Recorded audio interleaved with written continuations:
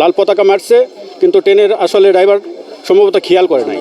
1 kilometre মানে ওই দূরে আপনার ট্রেনের মাথা বের হয়েছে, তখনই ওরা লাল ফাল্লা যখন অতিক্রম করে আসতেছে, তখন রেল খালাসিরা আপ্রাণ চেষ্টা করছে, তখন ওই নতুন রেল টানে নিয়ে আসে, ওটার সাথে সংযোগ দেওয়ার সময় হয়নি, মানে টানে নিয়ে আসে। ওরা যখন দেখতেছে আর হচ্ছে না, তখন ওরা দৌড় দিয়ে মানে চলে গেছে।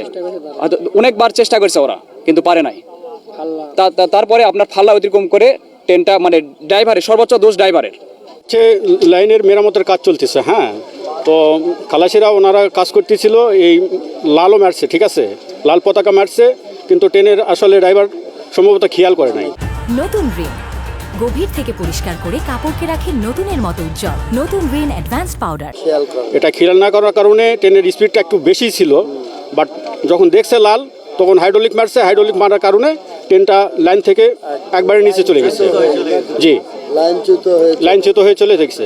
আর রাত 12টার দিকে রেল ফাটছে, এখানে রেল লাইনের কাজ শুরু করছে রাত 12টার দিকে। তো ওর মিস্ত্রিরা কাজ করতেছে, এইভাবে ট্রেন মানে ধীর গতিতে মানে পার করে দিচ্ছে, এইভাবেই আস্তে আস্তে।